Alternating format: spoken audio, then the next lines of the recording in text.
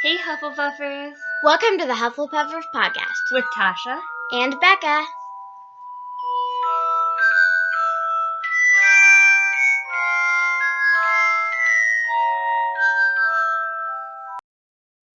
Hey Hufflepuffers, we have some sad news. We still can't record an intro. Why? We were gonna do this musical entrance And thing. then we started ripping off a song from Hamilton. And then we tried to do our own thing. And we just sounded insane, which we are, but whatever. It was not it. So, and then we recorded 3 other bloopers to start the episode. And we're going to put together a blooper episode for you guys one time. Yeah. So, welcome to our first segment, the Quibbler. That's our first piece of news. The Quibbler! Yeah, I'm not going to sing anymore. Our next piece of news is... Oh, so we cannot figure out how to do the poll in the discussion area. So, just write in the comment section of this, what you think we should do when we reach our next subscriber milestone, like a contest or a sticker contest to win, a Hufflepuff sticker or if you know how to make the polls, just let us know. Yes. And give us some of your suggestions, too. Yeah, speaking of comments, we love to hear your thoughts. So if you have anything to say, just let us know. Yes, please comment below. That rhymed, and now I'm not going to rhyme anymore either. Okay. Cringe! Our last piece of news is that we are on Chapter 5, Yippee! Diagon Alley. This is great because Harry is finally away from the Dursleys, almost making his way out of there. And he's finally... we're finally getting into the story. Yeah. It's a great chapter. And I nod my head for some reason. You can't see, but she is nodding her head very enthusiastically. Oh, and so, we are very happy that we finally have made a successful clip of the episode. Because instead of planning out what we were going to say before the bloopers, instead we created a Hogwarts Express cutscene, watched TV, and ate yogurt. The yogurt was really good, though. Yeah. We have no regrets. Okay, Tasha can start. So, on to... I thought you were going to say, just start reading it. You were going to forget to do your hand movement. On to Hogwarts Library. Yay! Tasha finally did the enthusiastic arm throw. Yeah, it's an arm throw. So what you do, follow my lead. You lift your hand so it's up around your chest. From your, what's this part called? Elbow. Your elbow is out and your hand is spread out. Yeah. And you raise your hand so it goes aside to the ceiling. And just reach up to the ceiling. And then you fall. And as you do that, you say an exciting sentence like, Hogwarts Library. And say it exactly like that, just to add some dramatic. So. Yes. Okay, so we are going to start reading in. Give us a countdown, Tasha. 5. Nope, 4, a bigger countdown, Tasha. 10. 9. Me trying to plug in these headsets for Tasha to read. 8. 7. Okay, you can't hear us too well right now. That's because Tasha's still getting on the headphones. 6. 5, 4, 3, 2, 1. I hope you can hear me. Yes. If you can't hear me, let me really back. We cannot check whether you can or not. So far, at least. Yeah. Well, they definitely can't hear me. You can't hear me, but I'm talking. Yeah. This is the side with the... Okay. My God. Better you because I don't know how to use headphones. I'm really bad with technology. The mic is literally right beside your face. How did you not see that? Okay. Chapter 5. Diagon Alley. Harry woke early the next morning. Although he could tell it was daylight, he kept his eyes shut tight.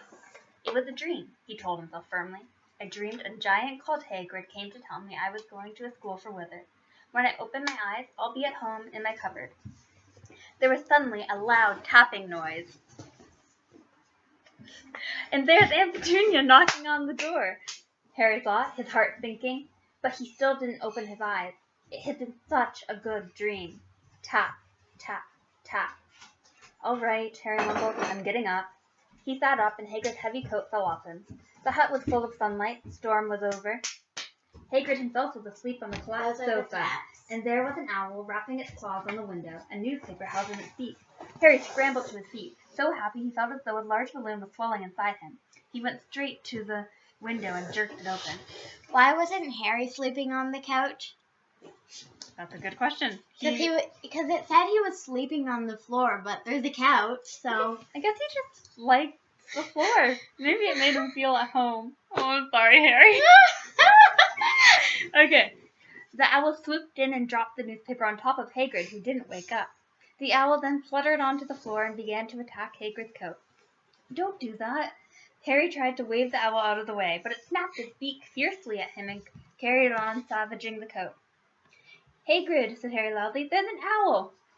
Pay him, Hagrid grunted in the sofa. What? You want paying for delivering the paper. Look in the pockets. My Hagrid's voice. I feel like that got worse, sorry.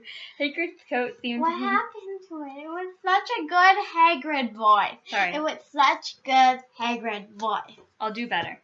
Okay. Hagrid's coat seemed to be made of nothing but pockets. Bunches of peas, slug pellets, balls of string, mint humbugs, tea bags. Finally, Harry pulled out a handful of strange-looking coins. Give him 5 nuts, said Hagrid sleepily. Not the little bronze ones. Hagrid counted out 5 little bronze coins, and the owl held out its leg so he could put the money into a small leather pouch tied to it. Then it flew off through the open window. Hagrid yawned loudly, sat up, and stretched. Let's be off, Harry. Lots to do today. Gotta get up to London and buy all your stuff for school. Harry was turning over the withered coins and looking at them. He had just thought of something which made him feel as though the happy balloon inside him had got a puncture. Hagrid? Said Hagrid, who was pulling on his huge boots. I haven't got any money. And you heard Uncle Vernon last night. He won't pay for me to go and learn magic. Don't worry about that, said Hagrid, standing up and scratching his head. You think your parents didn't leave you nuts then? But if their house was destroyed, they didn't keep their gold in the house, boy. Nah, first stop for us is Gringotts. Wizards, thanks. You have a sausage. They're not cold, but, they're not bad cold, and I wouldn't say no to a bit of your birthday cake either. Wizards have banks? Just the one, Gringotts, run by goblins. Harry dropped the bit of sausage he was holding. Goblins? Yeah, so you'd be mad to try and rob it. I'll tell you that. Never mess with goblins, Harry. Gringotts is the safest place in the world for anything you want to keep safe. Except maybe Hogwarts. As a matter of fact, I gotta visit Gringotts anyways for Dumbledore. Hogwarts business. Hagrid drew himself up proudly. He usually gets me to do the important stuff for him. Fetching you, getting things from Gringotts. Knows he can trust me, see? Got everything? Come on, then. Harry followed Hagrid out onto the rock. The sky was quite clear now, and the sea gleamed in the sunlight. The boat Uncle Vernon had hired was still there, with a lot of water in the bottom after the storm. How did you get here? Harry asked, looking around for another boat. Flew, said Hagrid. Flew? Yeah, but we'll go back in this. Not supposed to use magic now I've got you. They settled down in the boat, Harry still staring at Hagrid, trying to imagine him flying. Seemed a shame to row, though, said Hagrid, giving Harry another of his sideways looks. If it was to speed things up a bit, would you not? You'd mind not mentioning it at Hogwarts. Of course not, said Harry, eager to see more magic. Hagrid pulled out the pink umbrella again, tapped it twice on the side of the boat, and they sped off towards land. Why would you be mad to try and rob Gringotts, Harry asked. Spells, enchantments, said Hagrid, unfolding his newspaper as he spoke. They say there's dragons got in the high security vault, and you gotta find your way. Gringotts is hundreds of miles under London, see? Deep under the underground. You'd die of hunger trying to get out, even if you did manage to get your hands on some of it. Harry sat and thought about this while Hagrid read his newspaper, The Daily Prophet. Harry had learned from Uncle Vernon that people liked to be left alone while they did this, but it was very difficult. He'd never had so many questions in his life. Mystery and magic messing things up as usual, Hagrid muttered, turning the page. There's a Ministry of Magic? Harry asked before he could stop himself. Of course, said Hagrid. They wanted Dumbledore for minister, of course, but he'd never leave Hogwarts. So old Cornelius Fudge got the job. Bungler, if ever there was one. So he pelted Dumbledore with owls every morning, asking for advice. But what does the Ministry of Magic do? Well, their main job is to keep it from the muggles, that there's still witches and wizards up and down the country. Why? Why? Blimey, Harry! Everyone would be wanting magic solution to the problem. Now, we're best left alone. At this moment, the boat bumped gently into the harbour wall. Hagrid folded up his newspaper and they clambered up the stone steps onto the street. Passersby stared a lot at Hagrid as they walked through the little town to the station. Harry couldn't blame them. Not only was Hagrid twice as tall as anyone else, he kept pointing at perfectly ordinary things like parking meters and saying loudly, "See that, Harry? Think these muggles dream up, eh?" "Hagrid," said Harry, panting a bit as he ran to keep up. "Did you say there are dragons at Gringotts?" "Well, so they say," said Hagrid. "Crikey, I'd like a dragon." "You'd like one?" "Wanted one ever since I was a kid. Here you go."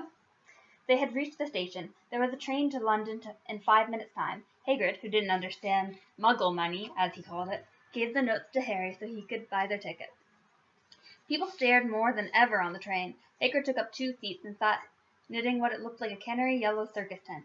"Still got your letter, Harry?" he asked as he counted stitches. Harry took the parchment envelope out of his pocket. "Good," said Hagrid. "There's a list there of everything you need." Harry unfolded the second piece of paper he hadn't noticed the night before and read: Hogwarts School of Witchcraft and Wizardry. Uniform. First-year students require 3 sets of plain work robe, black, 1 plain pointed hat, black, for day wear, 1 pair of protective gloves, dragon hide or similar, and 1 winter cloak, black, silver fastening. Please note that all pupils' clothes should carry name tags. Set books. All students should have a copy of each of the following: The Standard Book of Spells, Grade 1 by Miranda Goshawk, A History of Magic by Belinda Bagshot, Magical Theory by Adalbert Waffling, A Beginner's Guide to Transfiguration by Emeric Flitch, 1000 Magical Herbs and Fungi by Celida Spore, Magical Draughts and Potion by Arnesius Jigger, Fantastic Beasts and Where to Find Them by Newt Scamander, The Dark Forces, A Guide to Self-Protection by Quentin Trimble. Other equipment: 1 wand, 1 cauldron, pewter standard size 2, 1 set glass or crystal phials, 1 telescope, 1 set brass scales. Students may also bring an owl, or a cat, or a toad. Parents are reminded that first years are not allowed their own broomstick. "Can we buy all this in London?" Harry wondered aloud. "If you know where to go," said Hagrid. Harry had never been to London before. Although Hagrid seemed to know where he was going, he was obviously not used to getting there in an ordinary way. He got stuck in the ticket barrier on the Underground and complained loudly that the seats were too small and the trains too slow. "I don't know how the Muggles manage without magic," he said as they climbed a broken-down escalator which led up to a bustling road lined with shops. Hagrid was so huge that he parted the crowd easily. All Harry had to do was keep close behind him. They passed bookshops and music stores, hamburger bars and cinemas, but nowhere that looked as if it could sell you a magic wand. This was just an ordinary street full of ordinary people. Could there really be piles of wither gold buried miles beneath them? Were there really shops that sold spellbooks and broomsticks? Might this not all be some huge joke that the Dursleys had cooked up? If Harry hadn't known that the Dursleys had no sense of humor, he might have thought so. Yet somehow, even though everything Hagrid had told him so far was unbelievable, Harry couldn't help trusting him. "This is it," said Hagrid, coming to a halt. "The Leaky Cauldron. It's a famous place." It was a tiny, grubby-looking pub. If Hagrid hadn't pointed it out, Harry wouldn't have noticed it was there. The people hurrying by didn't glance at it. Their eyes slid from the big bookshop on one side to the record shop on the other, as if they couldn't see the Leaky Cauldron at all. In fact, Harry had the most peculiar feeling that only he and Hagrid could see it. Before he could mention it, Hagrid had steered him inside. For a famous place, it was very dark and shabby. A few old women were sitting in a corner, drinking tiny glasses of sherry. One of them was smoking a long pipe. A little man in a top hat was talking to the old barman, who was quite bald and looked like a gummy walnut. The low buzz of chatter stopped when they walked in. Everyone seemed to know Hagrid. They waved and smiled at him, and the barman reached for a glass, saying, "The usual, Hagrid?" "Can't, Tom. I'm on Hogwarts business," said Hagrid, clapping his great hand on Harry's shoulder and making Harry's knees buckle. "Good Lord," said the barman, peering at Harry. Can this be?" The Leaky Cauldron had suddenly gone completely still and silent. "Bless my soul," whispered the old barman. "Harry Potter, what an honor!" He hurried out from behind the bar, rushed towards Harry, and seized his hand, tears in his eyes. "Welcome back, Mr. Potter, welcome back!" Harry didn't know what to say. Everyone was looking at him. The old woman with the pipe was puffing on it without realizing it had gone out. Hagrid was beaming. Then there was a great scraping of chairs, and next moment Harry found himself shaking hands with everyone in the Leaky Cauldron. "Doris Crockford, Mr. Potter, can't believe I'm meeting you at last. So proud, Mr. Potter, I'm just so proud. Always wanted to shake your hand. I'm all of a flutter." "Delighted, Mr. Potter. Just can't tell you Diggle's the name. Daedalus Diggle." "I've seen you before," said Harry. As Daedalus Diggle's top hat fell off in his excitement, "You bowed to me once in a shop." "He remembers!" cried Daedalus Diggle, looking around at everyone. "Did you hear that? He remembers me." Harry shook hands again and again. Dwarf Crockford kept coming back for more. A pale young man made his way forward very nervously. One of his eyes was twitching. Professor Quirrell, said Hagrid. Harry, Professor Quirrell will be one of your teachers at Hogwarts. Potter, stammered Professor Quirrell, grasping Harry's hand. Can't tell you how pleased I am to meet you. What sort of magic do you teach, Professor Quirrell? Defense against the dark arts, muttered Professor Quirrell, as though he'd rather not think about it. Not that you needed a Potter. He laughed nervously. You'll be getting all your equipment, I suppose. I've got to pick up some book on vampires myself. He looked terrified at the very thought. But the others wouldn't let Professor Quirrell keep Harry to himself. It took almost 10 minutes to get away from them all. At last, Hagrid managed to make himself heard over the babble. Must get on, Wasterbot. Come on, Harry. Dwarf Crockford shook Harry's hand one last time, and Hagrid led them through the bar and up the small walled courtyard where there was nothing but a dustbin and a few leaves. Hagrid grinned at Harry. Told you, didn't I? Told you he was famous. Even Professor Quirrell was trembling to meet you. Mind you, he's usually trembling. Is he always that nervous? Oh yeah, poor bloke. Brilliant mind. He was fine when he was studying out of books, but then he got a year off to get some first-hand experience. They say he met vampires in the Black Forest, and there was a nasty bit of trouble with the hag. Never been the same since. Scared of the students, scared of his own subject. Now, where's my umbrella? Vampires? Hags? Harry's head was swimming. Hagrid, meanwhile, counting bricks in the wall above the dustbin. 3 up, 2 across, he muttered. Right. Stand back, Harry.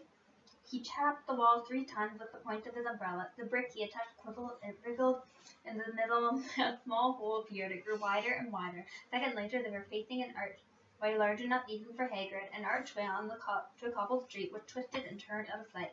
Welcome, said Hagrid, to Diagon Alley. He grinned at Harry's amazement. They stepped through the archway. Harry looked quickly over his shoulder and saw the archway shrink instantly back into solid wall. The sun shone brightly on a stack of cauldrons outside the nearest shop. Cauldrons, all sizes, copper, brass, pewter, silver, self-serving, collapsible, and a sign hanging over them. Yes, you'll be needing one, said Hagrid, but we've got to get your money first. Harry wished he had about 8 more eyes. He turned his head in every direction as they walked up the street, trying to look at everything at once. The shops, the things outside them, the people doing their shopping. A plump woman outside in a prostitute was shaking her hand as they passed, saying, Dragon liver, 16 sickles an ounce. They're mad. A low, soft hooting came from a dark shop with a sign saying, Elop's Owl Emporium, tawny, screech, barn, brown, and snowy. Several boys of about Harry's age had their noses pressed against the window with rouges in it. Look, Harry heard one of them say, the new Nimbus 2000, the fastest ever. There were shops selling robes, shops selling telescopes and strange silver instruments Harry had never seen before. Windows stacked with barrels of bat spleens and eel's eyes, tottering piles of spellbooks, quills, and rolls of parchment, potion bottles, globes of the moon. Gringotts, said Hagrid. They had reached a snowy white building which towered over the other little shop, standing beside its burnished bronze door, wearing a uniform of scarlet and gold. Yeah, that's a goblin, said Hagrid quietly, as they walked up the wide white stone steps towards him. The goblin was about a head shorter than Harry. He had a swarthy, clever face, a pointed beard, and Harry noticed very long fingers and feet. He bowed as they walked inside. Now they were facing a second pair of doors, silver this time, with words engraved upon them. Enter, stranger, but take heed, for what awaits the sin of greed. For those who take but do not earn must pay most dearly in their turn. So if you seek beneath our floors a treasure that was never yours, thief, you have been warned, beware of finding more than treasure there. Like I said, you'd be mad to try and rob it, said Hagrid. A pair of goblins bowed them through the silver doors, and they were a vast marble hall. About 100 more goblins were sitting on high stools behind a long counter, scribbling in large ledgers, weighing coins on brass scales, examining precious stones through eyeglasses. There were too many doors to count leading off the hall, and yet more goblins were showing people in and out of these. Hagrid and Harry made for the counter. Morning, said Hagrid to a free goblin. We've come to take the money out of Mr. Harry Potter's safe. You have a key, sir? Got it here somewhere, said Hagrid, and he started emptying his pockets onto the counter, scattering a handful of muddy dog biscuits over the goblin's book of numbers. The goblin wrinkled his nose. Harry watched the goblin off their right, weighing a pile of rubies as big as glowing gold. Got it, said Hagrid at last, holding up the tiny golden key. The goblin looked at it closely. That seems to be in order. And I've also got a letter from here from Professor Dumbledore, said Hagrid importantly, throwing out his chest. It's about the you-know-what involves 713. The goblin read the letter carefully. Very well, he said, handing it back to Hagrid. I will have someone take you down to both balls. Griphook! Griphook was yet another goblin. Once Hagrid had crammed all the dog biscuits back inside his pocket, he and Harry followed Griphook towards one of the doors leading up the hall. What's the you-know-what in Vault 713, Harry asked. Can't tell you that, said Hagrid mysteriously. Very secret. Hogwarts business. Dumbledore's trusted me. More than my job's worth to tell you that. Griphook held the door open for them. Harry, who had expected more marble, was surprised. They were in a narrow stone passageway lit with flaming torches. It sloped steeply downwards, and there were little railway tracks on the floor. Griphook whistled, and a small cart came hurtling up the tracks towards them. They climbed in, Hagrid with some difficulty, and were off. At first, they just hurtled through a maze of twisting passages. Harry tried to remember left, right, left, middle, forward, right, left, but it was impossible. The rattling cart seemed to know its own way, because Griphook wasn't steering. Harry's eyes stung as the cold air rushed past them, but he kept them wide open. Once he saw a burst of fire at the end of the passage and twisted around to see if it was a dragon, but too late. They were plunged even deeper, passing an underground lake where huge stalactites and stalagmites grew from the ceiling and floor. I never know, Harry called to Hagrid over the noise of the cat. What's the difference between a stalagmite and a stalactite? Stalagmite got an M in it, said Hagrid, and don't ask me questions now. I think I'm going to be sick. He did look very green, and when the cart stopped at last beside a small door in the passage wall, Hagrid got out and had to lean against the wall to stop his knees troubling. Griffith unlocked the door. A lot of green smoke came billowing out, and as it cleared, Harry gasped. Inside were mounds of gold coins, columns of silver, heaps of little bronze nuts. All yours, smiled Hagrid. All Harry's? It was incredible. The Dursley couldn't have known about this, or they'd have had it from him faster than blinking. How often had they complained how much Harry cost them to keep? And all the time there had been a small fortune belonging to him, buried deep under London. Hagrid helped Harry pile some of it into a bag.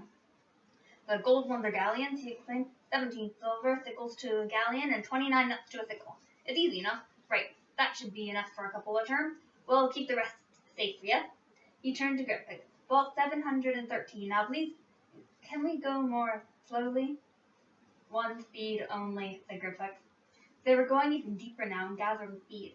The air became colder and colder as they hurtled around tight corners. They were rattling over an underground ravine, and Harry leant over the side to try and see what was down at the dark bottom, but Hagrid groaned and pulled him back by the scruff of his neck.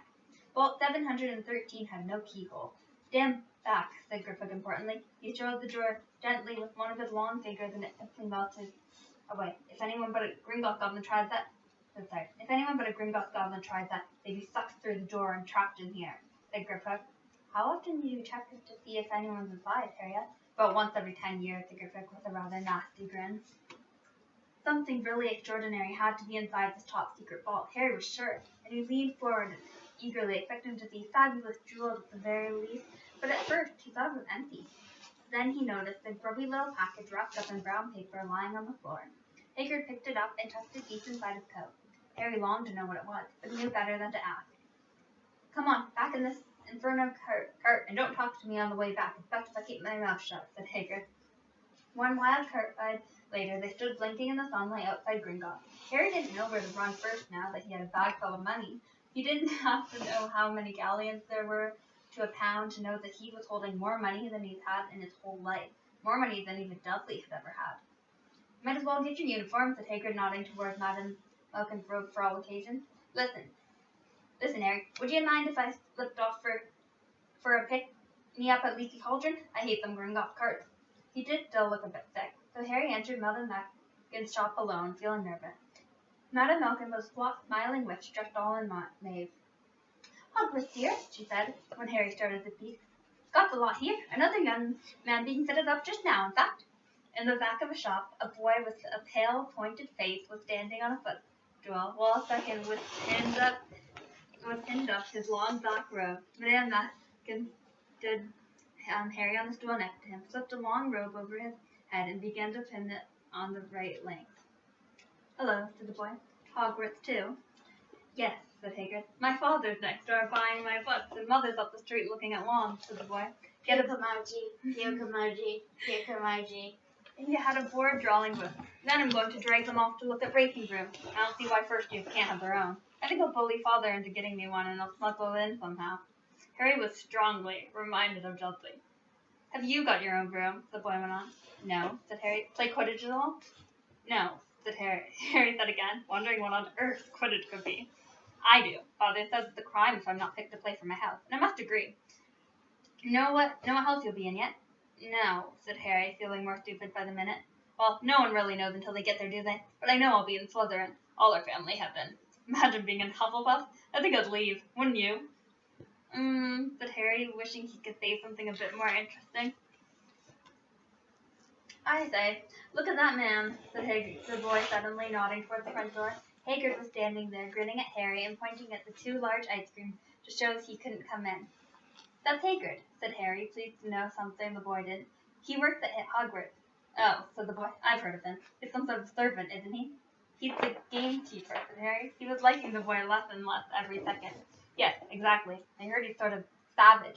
Lives in a hut in the school grounds, and every now and then he gets drunk, tries to imagine ends up setting fire to his bed.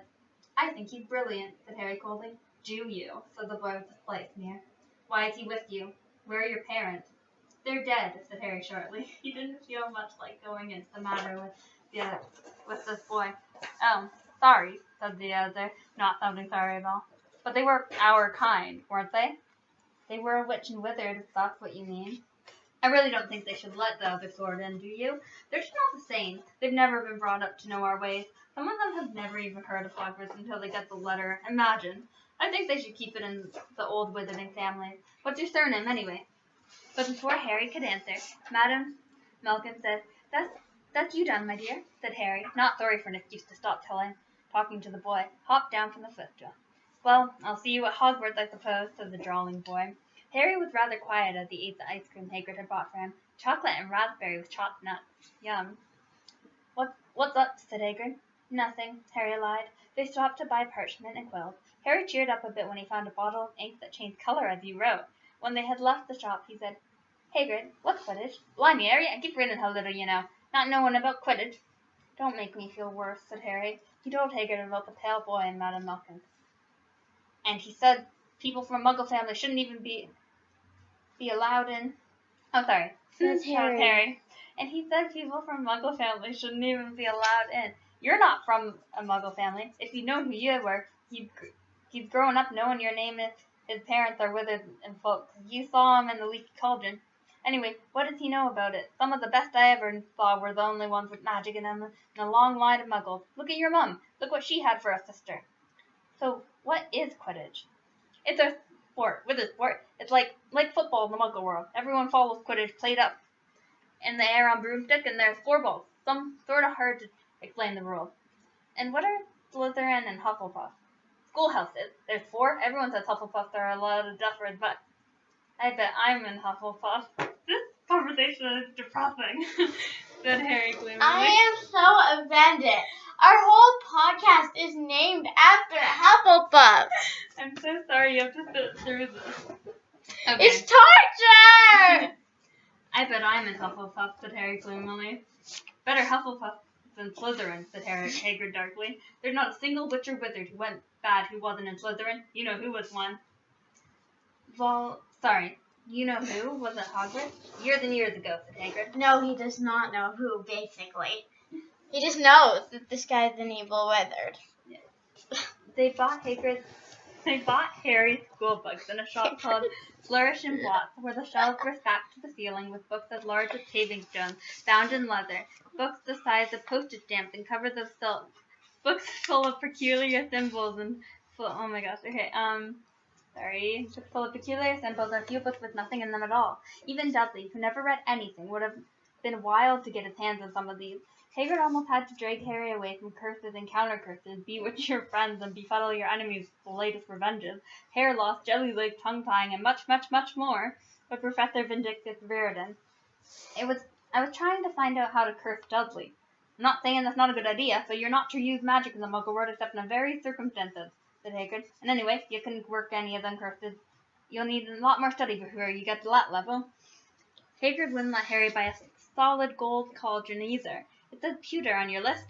But they got a nice set of scales for weighing potion ingredients and a collapsible brass telescope.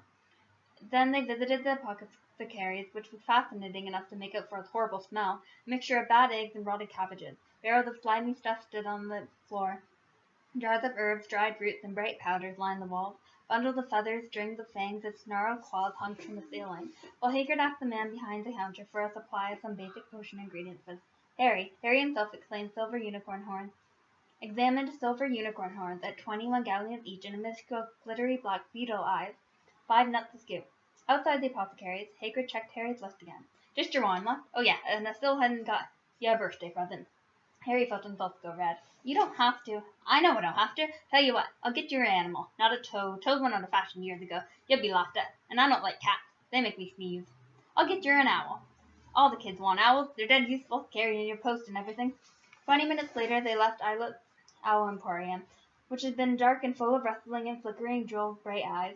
Harry now carried a large cage which held a beautiful snowy owl, fast asleep with her head under her wings. He couldn't stop stammering his thanks, sounding just like Professor Quirrell. And me reading this. Don't mention it, said Hagrid gruffly. Don't expect you've had a lot of presents from them Dursley. Just Ollivanders left now. Only place for yon. Ollivanders, and you gotta have the best wand. A magic wand. This is what Harry had been really looking forward to. The last shop was narrow and shabby, peeling gold letters over the door read Ollivanders, makers of fine wands since 382 BC. A single wand lay on a faded purple cushion in the dusty window. A tinkling bell rang somewhere in the depths of the shop, and they stepped inside. It was a tiny place, empty except for a single spindly chair which Hagrid sat on to wait. Harry felt strangely as though he had entered a very strict library. He swallowed a lot of new questions which had just occurred to him, and looked instead at the thousands of narrow boxes piled neatly right up to the ceiling. For some reason, the back of his neck prickled. The very dust and silence in here seemed to tingle with some secret magic.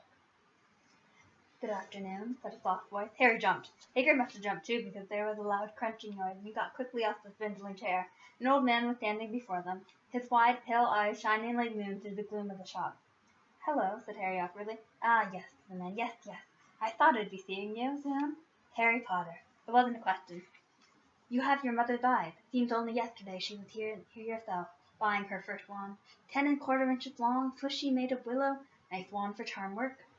Mr. Ollivander moved closer to Harry. Harry wished he could blink. Those silvery eyes were a bit creepy. Your father, on the other hand, favoured a mahogany wand, 11 inches, pliable, a little more power and excellent for transfiguration. Well, I'd say your father favoured it. Really the wand that chooses the wizard, of course. Mr. Ollivander had come so close that he and Harry were almost nose to nose. Harry could see himself reflected in those misty eyes. And that's where... Mr. Ollivander touched the lightning scar on Harry's forehead with a long white finger. I'm sorry to say, I sold the wand that did it, he said softly. 13 1/2 inches. Powerful wand, very powerful. And in the wrong hands. Well, if I'd known what that wand was going out into the world to do. He shook his head, and then, to Harry's relief, spotted Hagrid. Rubeus Hagrid, how nice to see you again. Oak, 16 inches, rather bendy, wasn't it? It was, sir, yes, said Hagrid. Good wand, that one. But I suppose they snapped it in half when you got expelled, said Mr. Ollivander, suddenly stern. Yes, they did, yes, said Hagrid, shuffling his feet. I still got the pieces, though, he added brightly. But you don't use them, said Mr. Ollivander sharply. Oh, no, sir, said Hagrid quickly. Harry noticed he gripped his pink umbrella very tightly with his foot. Mm-hmm, said Mr. Ollivander, giving Hagrid a piercing look. Well, now, Mr. Potter, let me see. He pulled a long tape measure with silver markings out of his pocket. Which is your wand arm? Well, I'm right-handed, said Harry. Hold out your arms up. That's it. He measured Harry from shoulder to finger, then wrist to elbow, shoulder to floor, knee to armpit, and round his head. As he measured, he said, Every Ollivander wand has the core of a powerful magical substance. Mr. Potter, we use unicorn hair, phoenix tail feathers, and the heartstrings of a dragon. No 2 Ollivander wands are the same, just as no 2 unicorn dragons or phoenixes are quite the same. And of course, you will never get such good results with another wizard's wand. Harry suddenly realized that the tape measure, which was measuring between his nostrils, was doing this on its own. Mr. Ollivander was flitting around the shelf, taking down boxes. That will do, he said, and the tape measure crumpled into a heap on the floor. Right then, Mr. Potter, try this one. Each wood in a dragon's heartstring. 9 inches, nice and flexible, just take it in and give it a wave. Harry took the wand and, feeling foolish, waved it around a bit, but Mr. Oliver snatched it out of his hand almost at once. Maple and Phoenix Feather, 7 inches, quite whippy. Harry tried, but he had hardly raised the wand when it was snatched back by Ollivander. No. Here, Ebony and Unicorn Hair, 8.5 inches, springy. Go on and try it out. Harry tried and tried. He had no idea what Mr. Ollivander was waiting for. The pile of tried wands was mounting higher and higher on the spindly chair, but the more wands Mr. Ollivander pulled from the shelf, the happier he became. Tricky customer, eh? Not to worry, we'll find the perfect match here somewhere. I wonder now. Yes, why not? Unusual combination. Holly and Phoenix Feather, 11 inches, nice and supple. Harry took the wand. He felt a sudden warmth in his fingers. He raised the wand above his head, brought it, swishing it down through the dusty air, and a stream of red and gold sparks shot from the end like a firework, throwing dancing spots of light on the wall. Hagrid whooped and clapped, and Mr. Ollivander cried, "Oh, bravo! Yes, indeed!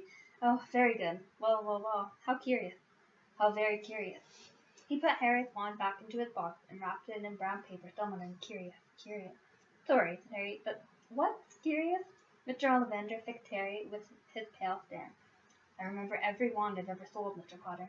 Every single wand. It so happens that the phoenix whose tail feather is in your wand gave another feather. Just one other. It is very curious indeed that you should be destined for this wand. When its brother gave you that scar." Harry swallowed. "Yes, 13.5 inches. Curious indeed how these things happen. The wand chooses the wizard, remember? I think we must expect great things from you, Mr. Potter. After all, he who must not be named did great things. Terrible, yes, but great."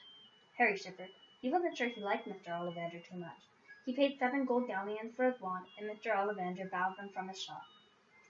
The late afternoon sun hung low in the sky as Harry and Hagrid made their way back down Diagon Alley, back through the wall, back through the leaky cauldron, now empty. Harry didn't speak at all as they walked down the road. He didn't even notice how much people were gaping at them on the underground laden as they were with all their funny-shaped packages, with the sleeping snowy owl on Harry's lap, up another escalator, out into Paddington Station. Harry only realized where they were when Hagrid tapped him on the shoulder. "Got time for a bite to eat before your train leaves?" he said. He bought Harry a hamburger, and they sat down on plastic seats to eat them. Harry kept looking around. Everything looked so strange somehow. "You're right, Harry. You're very quiet," said Hagrid. Harry wasn't sure he could explain. He just had the best birthday of his life, and yet he chewed his hamburger, trying to find the words. "Everyone thinks I'm special," he said aloud. "All those people in the leaky cauldron, Professor Quirrell, Mr. Ollivander, but I don't know anything about magic at all. How can they expect great things? I'm famous, and I can't even remember what I'm famous for.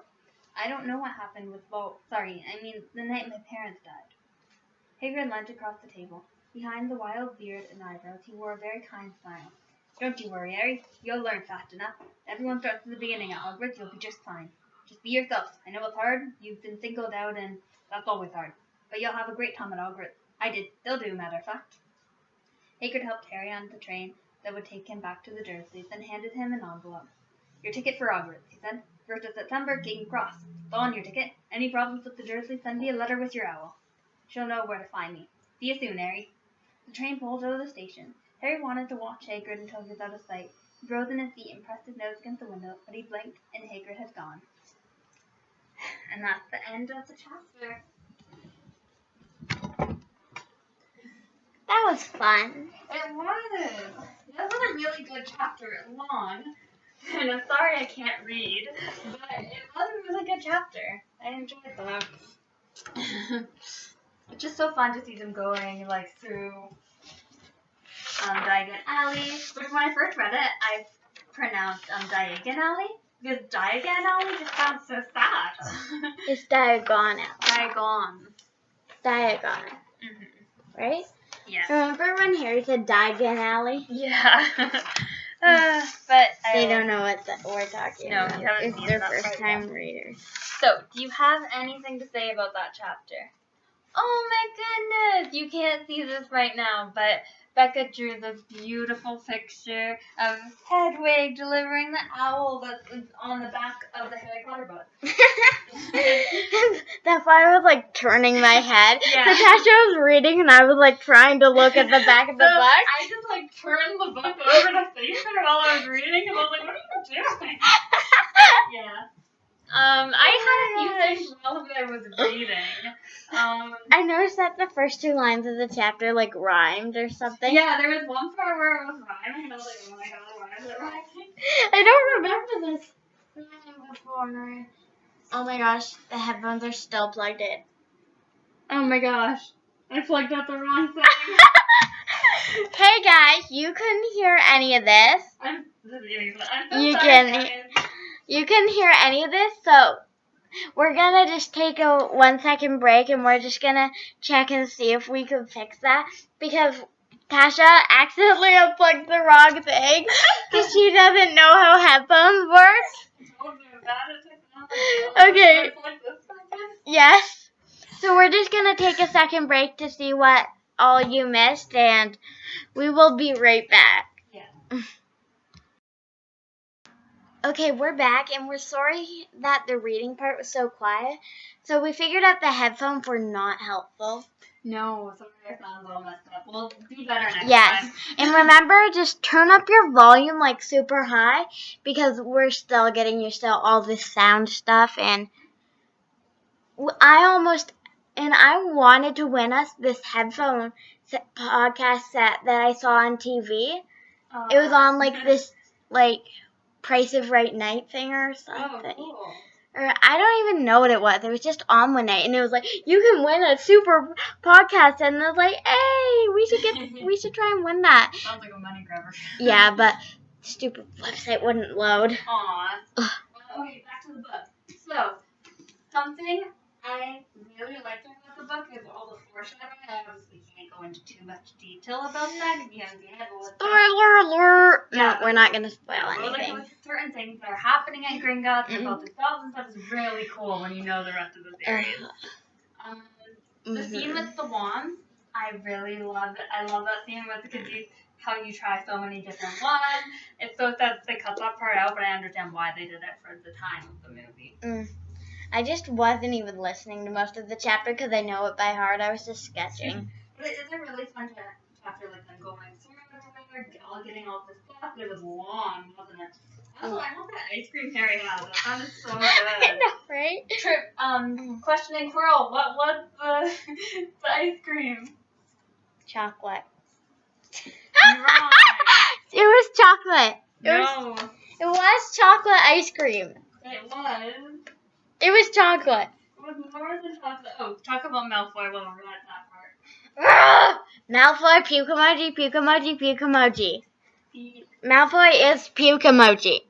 To be honest, I don't like Malfoy, but okay, never mind. I can't say that either without spoiling it. Okay, I'm gonna kind of spoil it.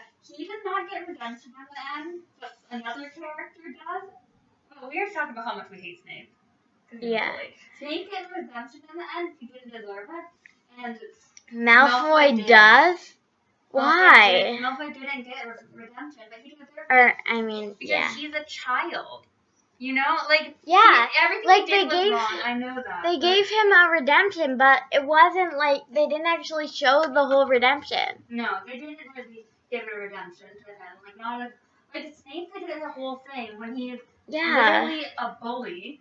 Like I don't know. It's like the only reason he cared about Harry was for reasons I can't say because I don't want to spoil it for you guys. Yeah, it was just so. And this is why the only thing that we like about the Deathly Hallows is the Deathly Hallows mark. Yeah. Okay, it was kind of chocolate. It was chocolate and raspberry. See, I told you, chocolate. But you didn't get it right because you forgot to say what raspberry and chocolate. I knew there was chocolate in it though. Okay, and what is Harry's wand made of? Hollywood phoenix feather, same phoenix feather Voldy got. Correct. Same phoenix that Voldy got his feather from. Good job. Peace. And yeah, now you guys understand questioning Quirrell because you know who their professor's going to be. Yes. And now you're not confused. And we're gonna rename it literally every single time. Every book. Every book, yeah. For our question for you guys to write in the comments is, what color are galleons? It's an easy one, but I think it could stump you if you don't remember. No cheating and looking at your books. Or searching it up on Google, because a lot of people listen to this podcast if they don't have the books. Yeah. But if you do have the books, I would suggest to read along with us because we can't read, we can't talk, we don't know how to pronounce words and stuff. So Yeah. make it easier for yourself and read along. Do you have anything else to say about the book? That chapter? The whole book? No. Yes, I've got much things to say about the whole book. That chapter specifically. I think Harry should not have got raspberry in his ice cream. Yeah, I should have strawberry. No. Oh, yeah. Wait, chocolate and strawberry ice cream don't go together. Chocolate and strawberry stew. But I was thinking I want a chocolate strawberry. I want a chocolate strawberry. Yum. He should have had chocolate ice cream with strawberries on top and a waffle cone dipped in chocolate. Delicious. There we go. Peace. Yes. So I was combining Questioning Pearl and Hogwarts Alumni together because we don't have too many fan stories or fan favorites right now. And fans, make sure that message us or email us or Facebook us or Instagram us or just somehow contact us. Doesn't even matter if you just somehow know us personally and text us. Yeah. Just as long as you message us, you can be on an episode. And we wanted to say thank you to Becca's friend for letting us know how much you love the podcast. Yes. We won't call you out in case you didn't want to be called out because you didn't say you didn't want to be on the show yet, but thanks so much for that. Yes, and we just want to say thank you to all our fans, and I don't know why we're acting like we're ending the episode now, but not yet, I don't know. Go ahead, We're Tasha. actually moving on to If I Were a Wizard, I'd never be a muggle. Okay, now we're moving on to their first year at Hogwarts. Yay. Right? That makes sense, right? Because we did early childhood. Mm-hmm. Now, so do you remember if my which was like how like if she was a Muggle born or she was Muggle born? Yeah. Oh yeah. Okay, so when she got her Hogwarts letter, she honestly wasn't surprised. Or no, so she knew about the Wizarding World because she had like a relative in the Wizarding World. Cool. And then they told her, "Oh, you're a witch." And she also knows that she magically appears on a ceiling. It's probably it's probably not the wind. It's not the wind. It's not the wind, everybody. It's not the wind. We cannot do that. If we're magically appearing on rooftops, let us know. Oh my gosh. Okay. Oh my gosh. Anyway, go on. Okay, 1 second. In and out. In and out. Okay, I'm calm down. Okay, so this is what happens when someone tells me something funny.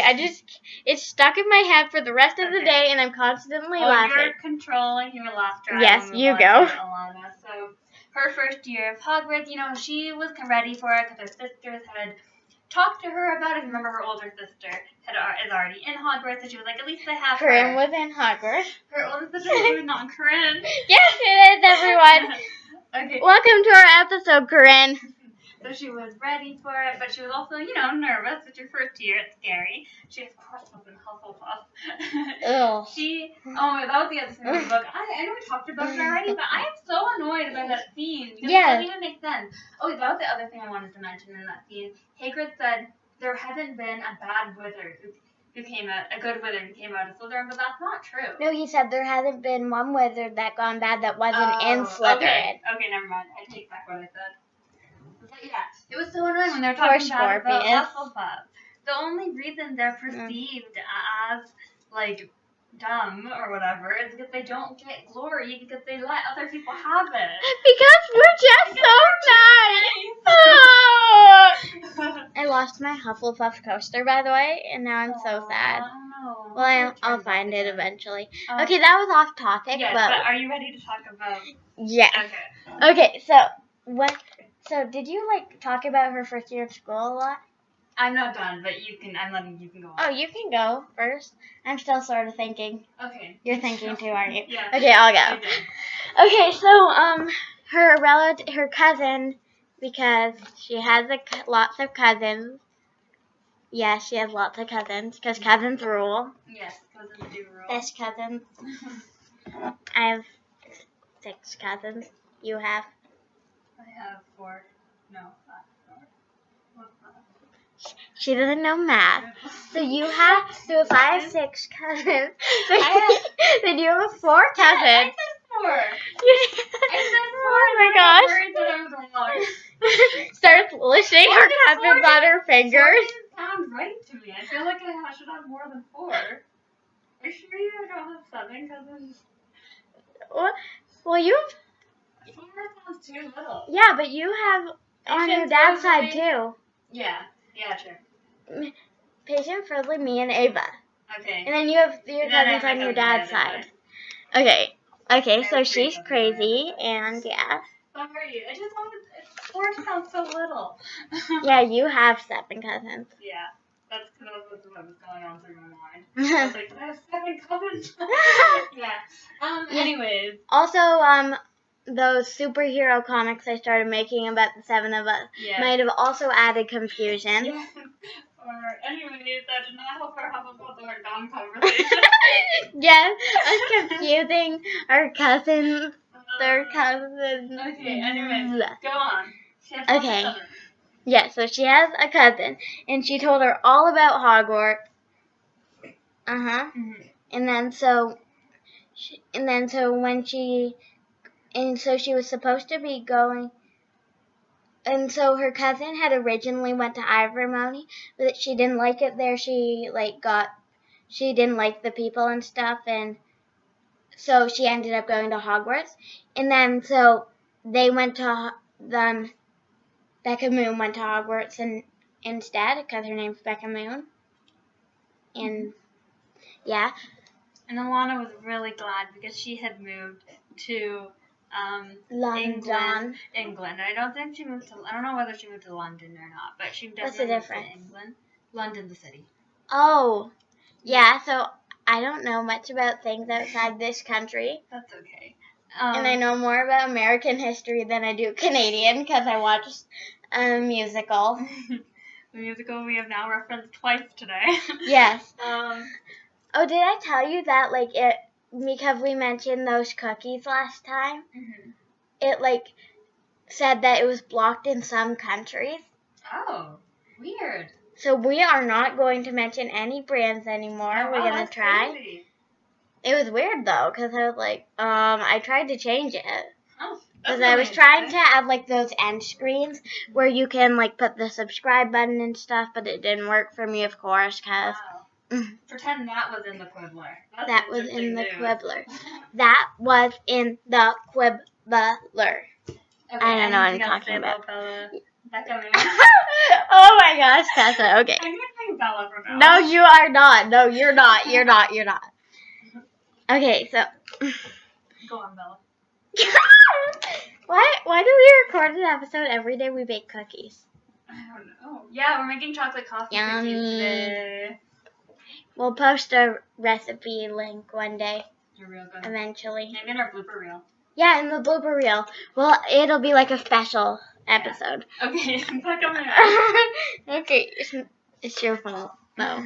Okay, so she when she got into Hogwarts, she was so excited, and she was almost instantly put into Hufflepuff. And now my hand hurts, because I was hitting it against my other hand.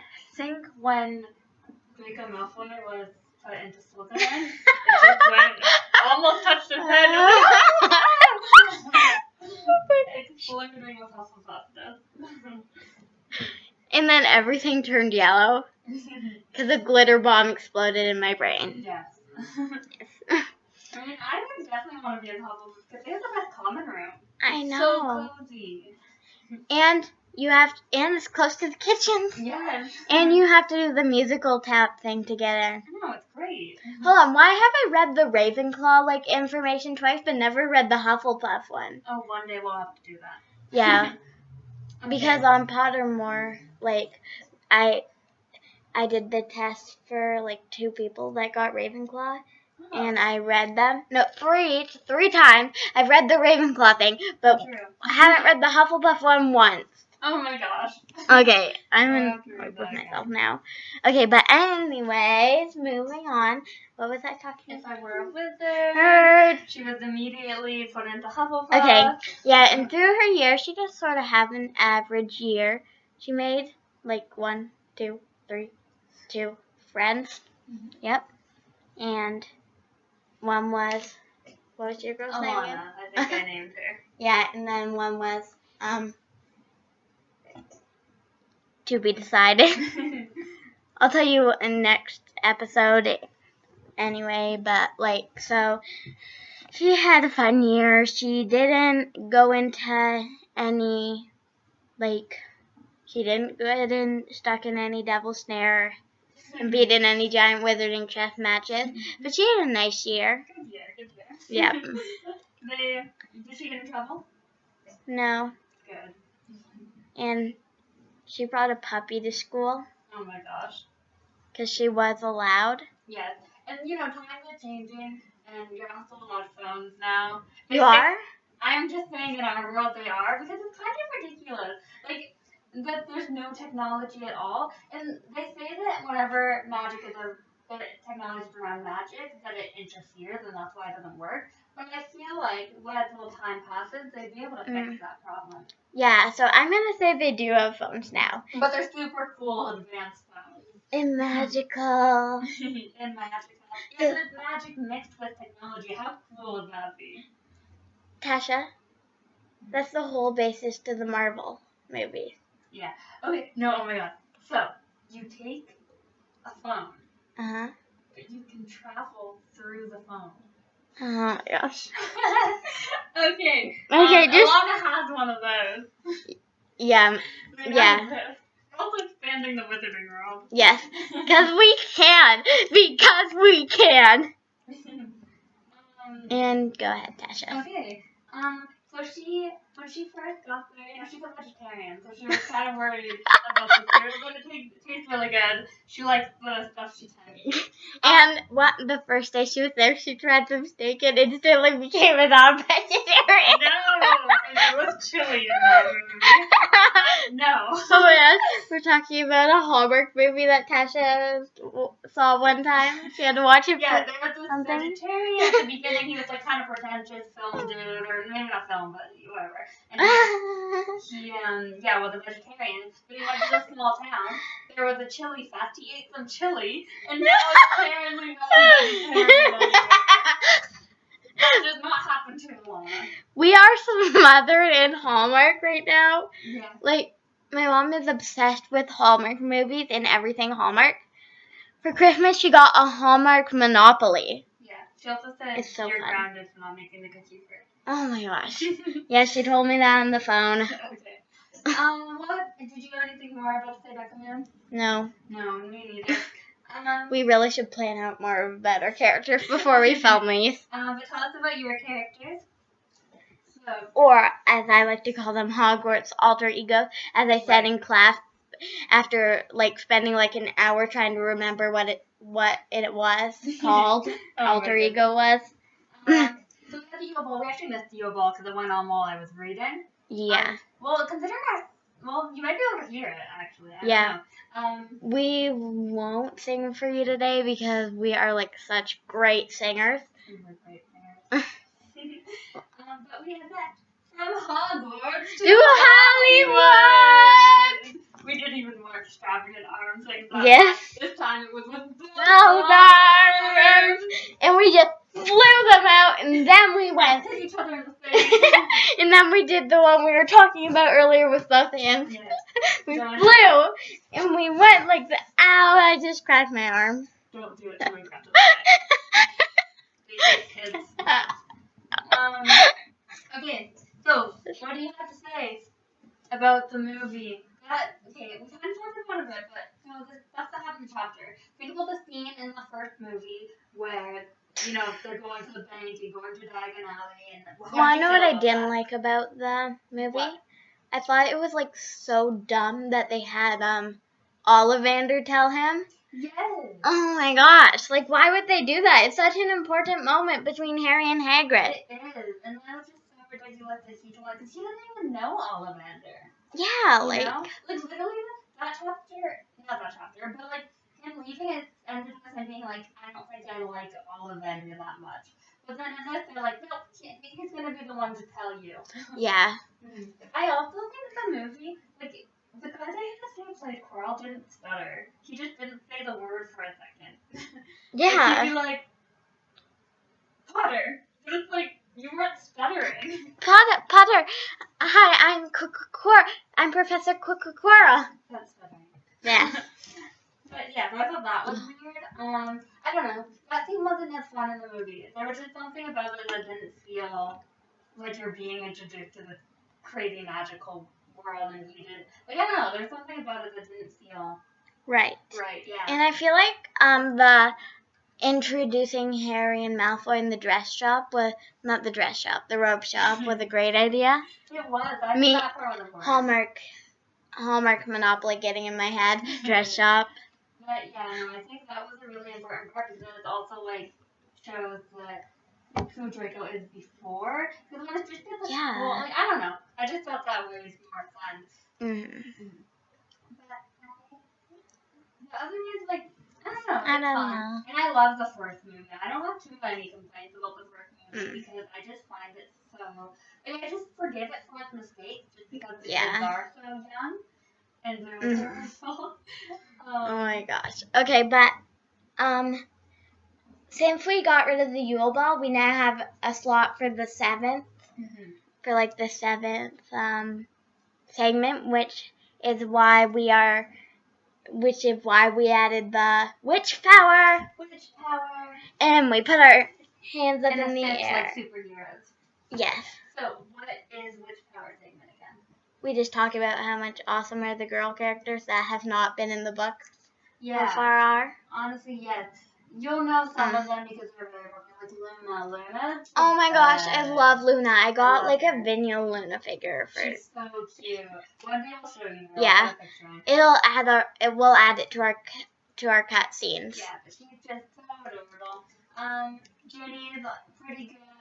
This movie butchered her character, but she's pretty awesome. Remember, everyone, if you want to know more about Ginny, look back to like our episode a couple months ago, where I think it was episode 2, but we showed a comparison of book Ginny and movie Ginny. Yeah. If you can do anything you put to your mind to if you try your hardest.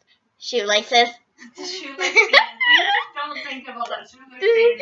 It's the worst scene in the entire series. No, the worst scene in the entire series is the 7th movie where Voldemort is hovering over Dumbledore. It's so creepy. Like it doesn't even make sense. It's like it was just such a stupid scene. It was so ridiculous. Yeah. You'll remember when we get to it. Oh my gosh, Tasha, you almost spoiled something.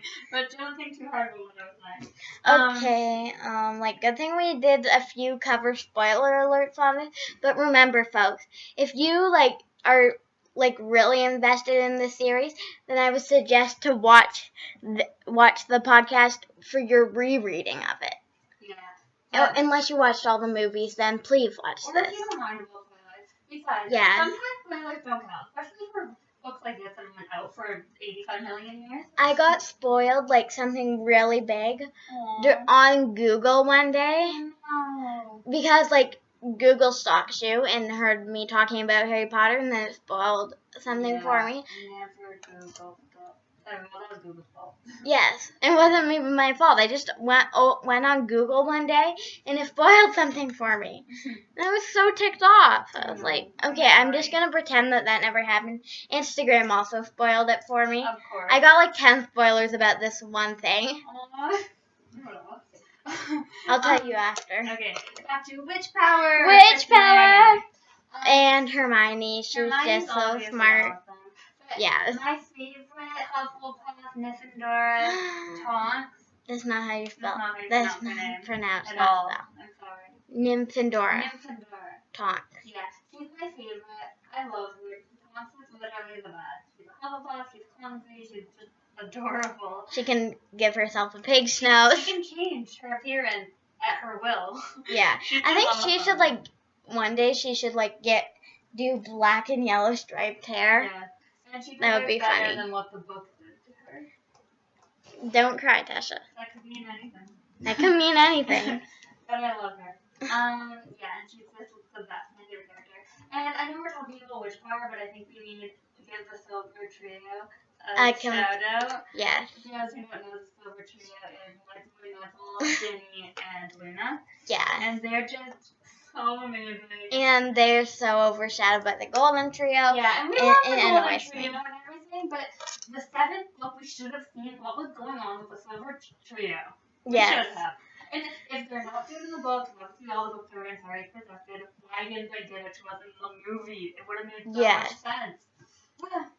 Oh, and like, by the way, for those who like don't know much about how big of a Harry Potter fan I am, I have a table in the living room with a Harry Potter mini Christmas tree on it with like 10 Harry Potter ornaments.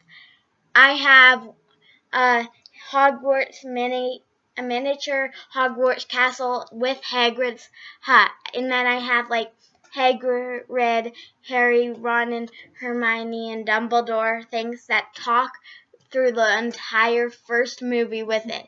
And then I have 2 vinyl figures of Neville and Luna, 2 pop figures from like the Pop series or whatever it's called, like bobblehead things, majiggies, of Harry and Hermione. I have a Hedwig thing, a Ginny like figure. I have like more Ron's and Hermione's and Harry's, and with McGonagall and Dumbledore. And then I have Harry in a Hogwarts those little like miniature stuffies that they have of all the different movies. I forget what they're called now, but it shows them in the cutscene. With Harry and Hermione, I have those, and the Hogwarts Express in that series. And that's only what's on the table. Yes. I also have a Hufflepuff, a bunch more stuff in my bedroom. A bunch of wands. Yeah, I have like 7 wands. Quite large. Yes, my collection includes a chocolate wand. You can reenact all the movies with all It's all my 17 wands. And we both have Hufflepuff robes. Well, I have specific Hufflepuff robes. Tasha has sort of Hufflepuff robes. Oh, that's what that was? Oh my gosh. I just used it on Hufflepuff robes. Oh my gosh. What else am I going to use them for? I'm graduating.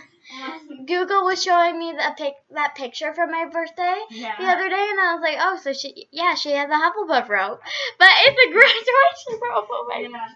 I am dying right now. It was great because my school colors were all yellow and black. They said gold, but it was yellow. Duh. But yeah, so that is all we have today. And we move our... Do the wave! Do the wave! You started. Oh, I am? And I start? Oh, you did the wave with us. Yeah. Okay. We're obsessed with the wave right now for some reason. Just the past 2 days, all we've been doing is the wave. I don't know why. We're weird. Thanks so much for being here with us. Yes. Thank you so much. And subscribe, please. Comment below. And make sure to leave lots of comments because we want to know what you think. Like our videos like we like you. Tasha, that was weird. That was not normal human behavior. She says weird stuff. We all say weird stuff.